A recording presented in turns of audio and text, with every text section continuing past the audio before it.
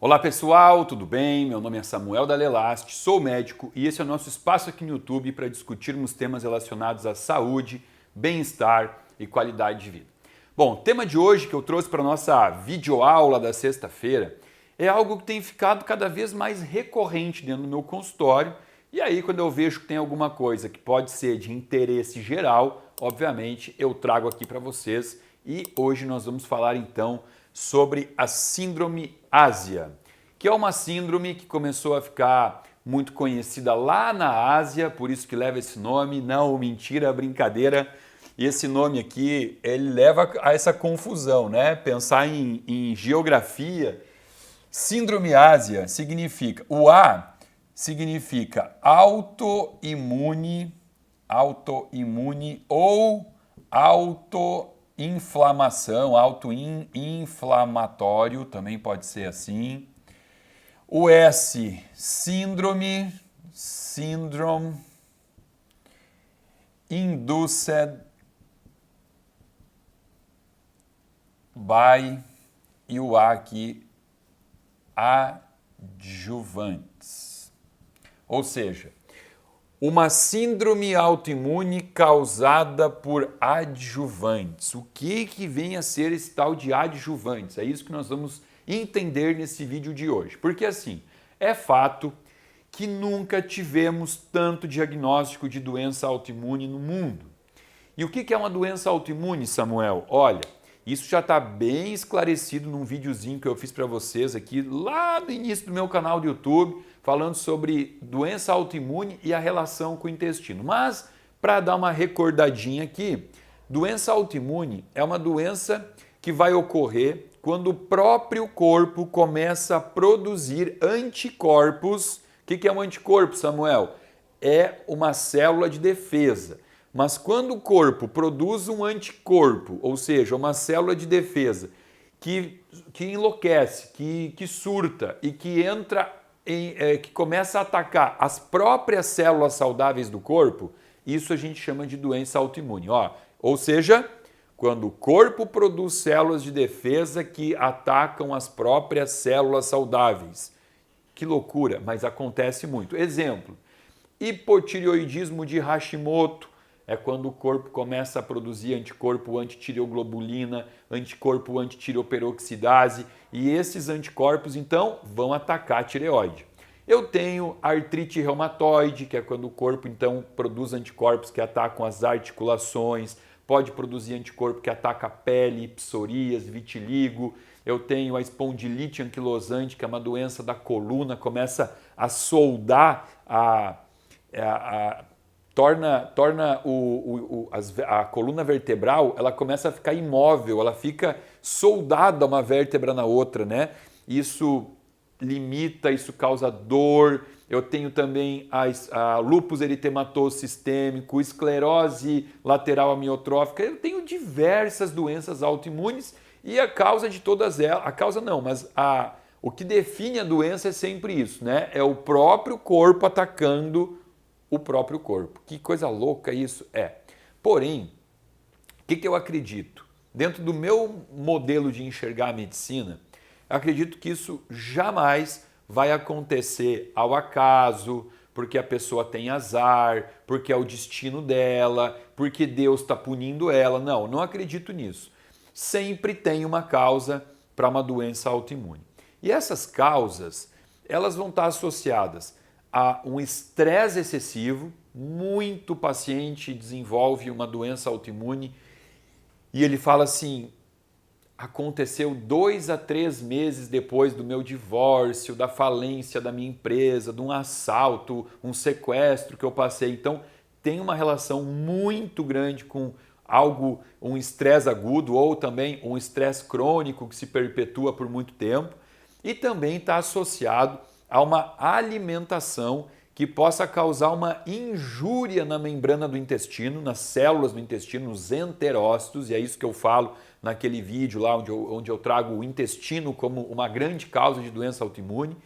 Quais são os principais alimentos que levam à doença autoimune? A gente sabe que são os alimentos com alto peso molecular, proteínas de alto peso molecular, o trigo, o milho, a soja, né, modificados geneticamente. a caseína, que é a proteína do leite, do queijo, do iogurte. O queijo, então, pior ainda, porque o queijo tem 10 vezes mais caseína do que o próprio leite. O amendoim está associado a isso. Alimentos processados, no modo geral, né? Alimentos açucarados, alimentos industrializados, tudo isso pode estar associado ao surgimento de uma doença autoimune. Porém, a sindromiásia, aí agora eu vou fazer uma reflexão com vocês, tá? Isso aqui foi descrito quando se observou o surgimento de uma doença autoimune por outros fatores que seriam externos. Então, o diagnóstico de sindromiásia, ele diria assim, olha, quando existe um fator externo, e o que seriam os fatores externos mais comuns aqui? Eu vou colocar para vocês, ó, vacinas e próteses. Aqui entra, vou botar aqui, ó, prótese mamária, porque a prótese mamária, prótese de mama, é o tipo de prótese que mais foi estudada para fazer essa correlação da sindromiase. Então, há um bom tempo se observa, principalmente vacina da gripe, que alguns pacientes vacinados, depois da vacina, começam a desenvolver doença autoimune.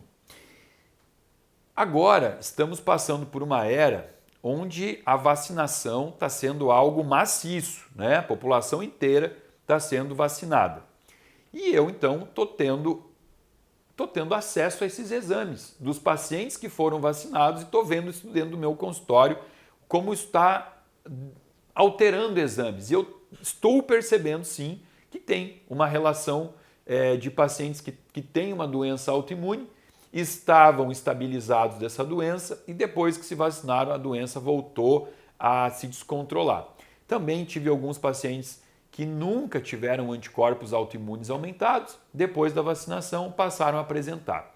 Samuel, então você está dizendo que a gente não tem que se vacinar? Não, não é essa a mensagem do vídeo. Por quê? Porque nós não temos nem uma informação específica para dizer quantos por cento da população que estão sofrendo com isso, né? A gente até tem um número, eu dei uma pesquisada para me atualizar e nós encontramos na literatura hoje 0,8% da população que pode ter uma sindromiásia, né? Um diagnóstico de uma doença autoimune depois de ter contato com algum fator externo.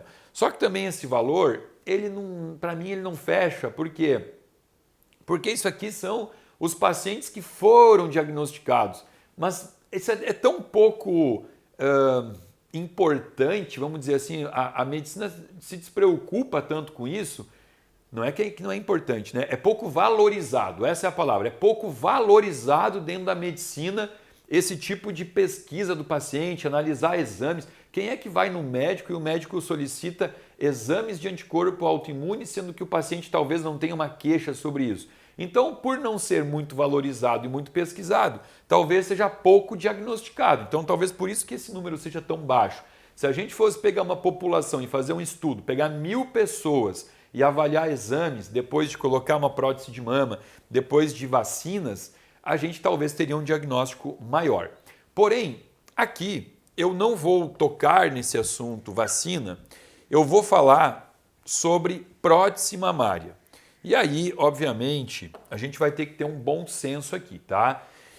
Eu não vou deixar como recado desse vídeo que colocar prótese de mama é algo proibido porque vai dar uma doença autoimune. Não, não é esse o recado que eu vou querer deixar. Até porque, quando eu falo em prótese mamária, eu tenho que avaliar quem é a minha paciente. Poxa, eu tenho uma paciente que talvez precise colocar uma prótese de mama porque ela teve um câncer de mama e aí ela teve que fazer uma cirurgia de retirada da mama, né? Uma mamoplastia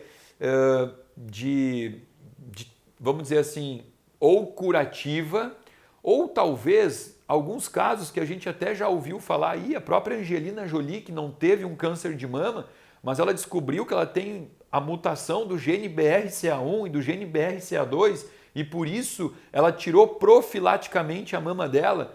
Então essas mulheres, elas precisam fazer uma reconstrução mamária para autoestima, para se sentirem mulheres femininas, né? Então ali tem toda uma indicação de prótese de mama, ou mulheres que não tem nem câncer de mama na família, não tiveram um câncer de mama, mas tem um complexo, porque tem peitos pequenos, às vezes o peito, né, a mama não está proporcional ao resto do corpo, uma mulher com uma estrutura muito grande, estrutura óssea, um corpo muito, né, um bumbum muito grande, e a mama dela não tá coerente, condizendo com a estrutura corporal dela, e ela pode ter um bloqueio, né? Existem mulheres que têm até vergonha por isso, né? Que caminham com o corpo curvado para tentar esconder a falta de glândula mamária, de peito, de mama. Então a gente tem que sempre entrar num contexto que vai muito além da estética, né? A gente tem que valorizar questões associadas a se sentir bem, a se sentir bonita, né? Não é só vaidade. Agora, a gente sabe que isso também se tornou um mercado, né? Por muito tempo, peitos enormes era um sinal de uma beleza, de um corpo lindo, né? Perfeito, modelos que cada vez botavam peitos maiores. Isso acabou virando quase que uma doença psiquiátrica, né? Uma vigorexia de mulheres que se enxergam no espelho como elas não são, né? Elas têm uma mama muito bonita, mas elas passaram a seguir um padrão de olhar o Instagram, de olhar a rede social, de mulheres que vendem uma imagem um pouco mais exagerada, e isso fez com que um padrão de beleza novo, né, no mundo se tornasse ter peitos grandes. Então, houve sim um excesso de colocação de prótese mamária, e esse excesso de colocação de prótese mamária trouxe muitas mulheres desenvolvendo doenças autoimunes. E a síndrome ásia, então, ela foi descrita para trazer um pouco, né, para classificar uma nova doença que traz como principais manifestações do corpo o quê? Vamos lá, vamos listar aqui. Eu vou listar para vocês algumas das manifestações que a gente tem que observar para poder preencher critério de síndrome ásia. Então vamos escrever, porque eu estou escrevendo pouco hoje no quadro, eu gosto de escrever. Na verdade, a classificação da síndrome ásia, ela é dividida em critérios maiores, né, e critérios menores. Eu nem vou ser muito enfático nisso, porque quem tem que diagnosticar uma síndrome ásia é o médico, né, não é o paciente em casa. Mas os critérios maiores, eles vão trazer aqui, ó, mialgia,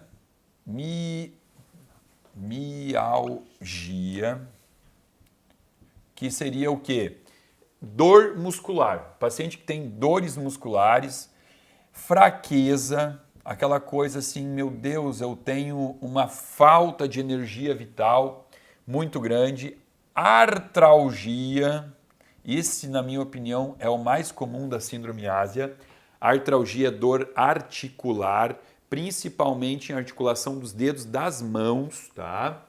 Aqui eu tenho alteração do sono, então diminuição da qualidade do sono. Eu posso ter alterações neurológicas por desmielinização. Olha que nome feio. O que é isso? Os nervos do corpo, eles são envoltos por uma bainha, chama bainha de mielina, que é uma bainha que faz com que o nervo tenha qualidade, tanto motora quanto sensitiva, né? Para você sentir as coisas e mover os músculos. Quando eu tenho uma perda da bainha de mielina, uma desmielinização, eu posso ter uma perda sensitiva, acontece muito no diabético também, né? Que ele não sente dor na ponta dos dedos, e eu posso ter uma perda motora. Então, aqui seria uma desmielinização num paciente não diabético. E memória, tá? Também alteração aqui, diminuição da memória. Então, olha como fica difícil de pensar em uma síndrome ásia. Por quê? Vamos lá. Fraqueza é uma das queixas mais comuns do meu consultório hoje, porque as pessoas chegam aqui obesas, não têm uma alimentação saudável, então elas reclamam de falta de energia. Sono é uma queixa muito frequente também dos pacientes. Por quê?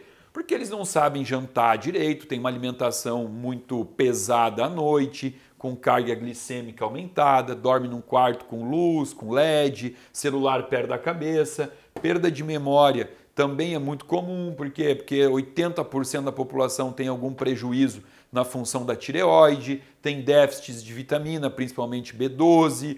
Então, aqui existem coisas que nos confundem, porque muitos pacientes têm essas queixas. Eu não vou sair pensando em síndrome ásia para todo paciente que chega no meu consultório e fala que tem dificuldade para dormir, que está com a memória ruim, que tem dor no corpo em algum segmento do corpo e que sente que tem menos energia vital. Os critérios menores, o principal aqui dos critérios menores seriam alterações do trato intestinal, principalmente um chamado conhecido como síndrome do cólon irritável ou síndrome do intestino irritável, que seria SII, né? Então, o que o paciente tem que ter? Ele tem que ter 2 desses sintomas aqui, dessas queixas aqui, né? Para poder caracterizar, para fazer com que o médico tenha que pensar nisso e sair investigando. Ou ele tem que ter um critério maior e 2 critérios menores. Mas não importa, como eu disse, aqui os critérios não importam. O que importa é a gente entender isso, entender que hoje, com tanto diagnóstico de pacientes com síndrome ásia por ter colocado prótese de mama, não fica contraindicado colocar a prótese de mama, mas o alerta que fica é: toda mulher que quer colocar uma prótese, e vamos além da prótese de mama, vamos falar de prótese de glúteo, que também existe, e hoje tem prótese para tudo, prótese para panturrilha, prótese para deltoide, né? Prótese para melhorar a definição de qualquer parte do corpo. Então vamos falar assim, quer colocar uma prótese de silicone, eu sugiro que você, antes de se submeter a essa cirurgia, você faça uma investigação avaliando e mensurando no exame de sangue alguns dos principais anticorpos autoimunes que a gente sabe que podem estar ali quietinhos e a paciente pode não sentir nada. O que eu botaria aqui como exame fundamental antes de uma cirurgia de uma colocação de silicone?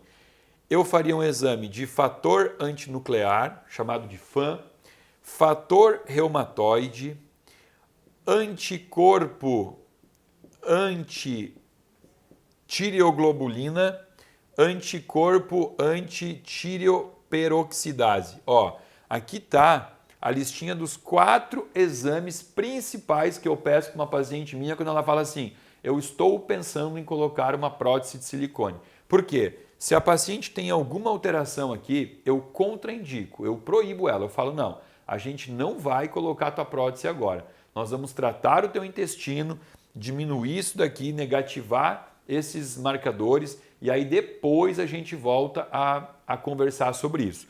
Porque eu tive já algumas pacientes no meu consultório que chegaram aqui com excesso de anticorpo. Eu tenho uma paciente minha que ela chegou com anticorpo anti-TPO que não dava nem para ler, não tinha leitura. O exame falava assim, ó, que estava superior a 1.500, ou seja, sabe-se lá quanto estava, podia estar em 2.000, 3.000. E ela tinha prótese de mama, e a prótese de mama dela estava com problema, eu tocava na mama dela e eu via que tinha ali um encapsulamento.